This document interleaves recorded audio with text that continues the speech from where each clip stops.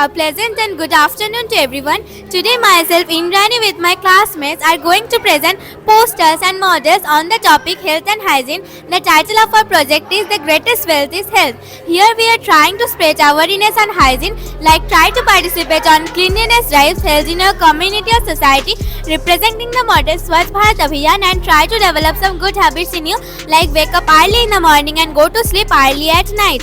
Eat healthy foods and try to follow a balanced diet to get escape from deficiency diseases. Now my friend Kuhali will explain more on deficiency diseases. In our body, many vitamins and minerals are present. To keep it healthy and fit, you have to follow some rules and regulations. If we doesn't follow them, we will face some diseases and problems. If we face lack of vitamin A, we will face diseases like night blindness. If we face lack of vitamin B, we will face diseases like beriberi. If we face lack of vitamin C, we will face diseases like scurvy. If we face lack of vitamin D, we will face diseases like rickets. To cure it, you have to eat vegetables and fruits. For vitamin A, you have to eat papaya and carrots. For vitamin B, you have to eat whole grains and nuts. For vitamin C, you have to eat tomato and lemons. For vitamin D, you have to eat milk products. Now my friend Dia will say further about the project. Today we are the Swachh Waste Warrior. Today our topic is Swachh Bharat Abhiyan. SBA is about making India clean by changing habits. Our project shows that how we can manage waste and separate it properly. Now my friend Adha will speak on it.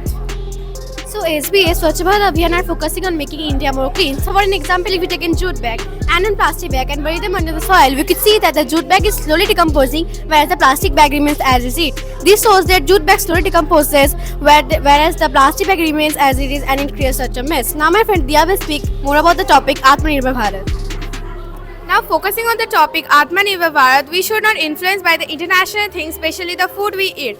Now as everyone is concerned about their body and their main needs are the international foods, now my friend Adhya will talk about the Atmanirbhar Bharat.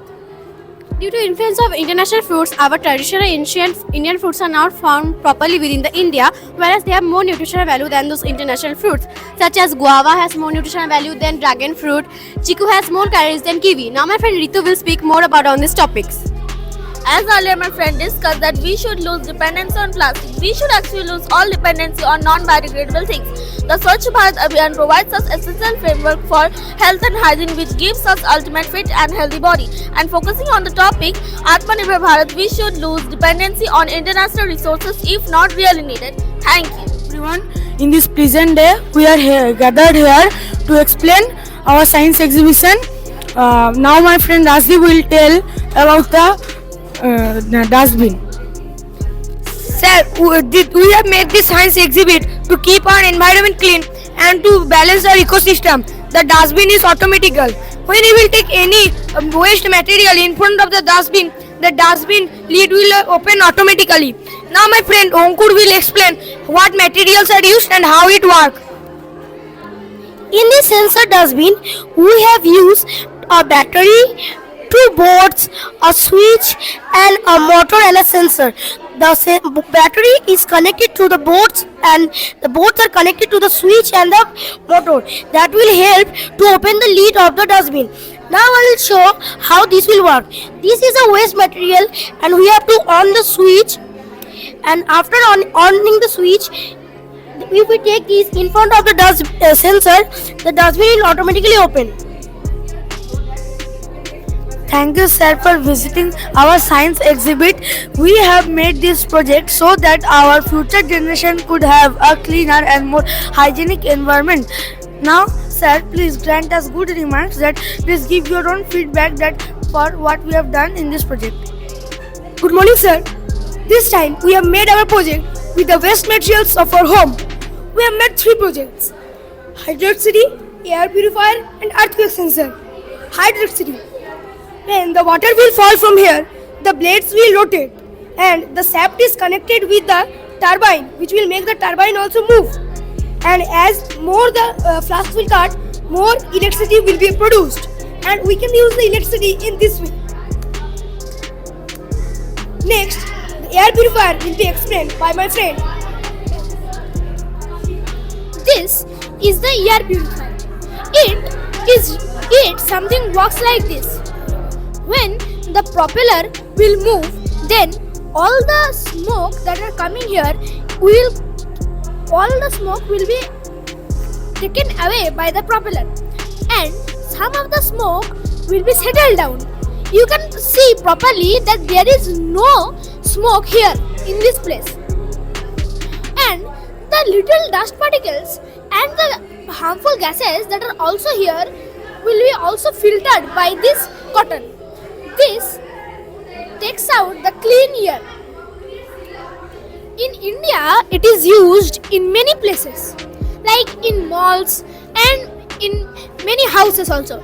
It's our wish that it can be also implanted in footpaths and factories. So that the dirty air will be get purified. The next project is earthquake sensor will be explained by my friend Susopun. Earthquake sensor. We have made this project to help our country and other countries. When earthquake occurs, it causes a big damage to that country. To make the damage less and to not kill and to less the death of people, we have made this project. Here we have to on the switch and we have to move it like earthquake. Due to earthquake, here it comes in the contact of the safety pin and light blinks. But if the earthquake does not occur and it stays in a normal position, then the light does not blink.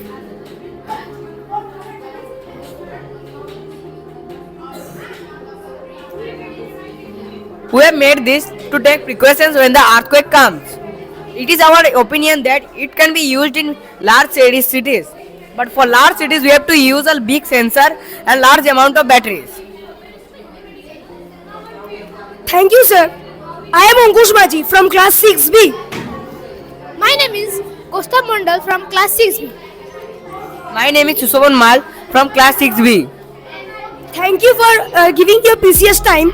I hope we have explained it nicely. Thank you. I'll show how the solar dumper work. Now, my friend Aishman will tell about this. Welcome, sir. I will tell about the solar dumper. Solar power dumper are emerging as a key solution in the shift toward sustainable transport. They integrate photovoltaic cells often in the roofs or in the trailer to capture energy from the sun. The PV cells convert sunlight directly into electricity bypassing the needs for fossil fuels. The generated power is then used to charge the trucks, battery pack and run auxiliary systems. This mechanism makes them a type of electric vehicle but with an onboard renewable energy source. The major benefit is the reduction of carbon emissions and fight against climate changes. Now my friend Vikrant Das will tell something. They also promise lower operational costs by significantly decreasing fuel expenses. The solar energy can also power specific features like refrigeration units on transport trailers. This is crucial for the cold chain logistic industries, ensuring temperature sensitive goods stay fresh. Current solar panel technologies on trucks can supplement the battery charge, extending the driving range. While not yet providing all the power for heavy duty propulsion, it offers a significant energy contribution. Companies like Scania and others are actively researching and developing commercially viable solar trucks. Thank you for visiting our project. We hope that you liked our project. Thank you. So today we have presented a eco-friendly air cooler in front of you all, and this is made on evaporative cooling method, and we have used a motor, a switch and a power supply as a 9-volt battery. So as we connect with this battery and on the switch, we will get cool air. And this works on evaporative cooling method, and this uses no harmful refrigerants as CFG gas or any greenhouse gas like methane or carbon dioxide. Now my friend will say something.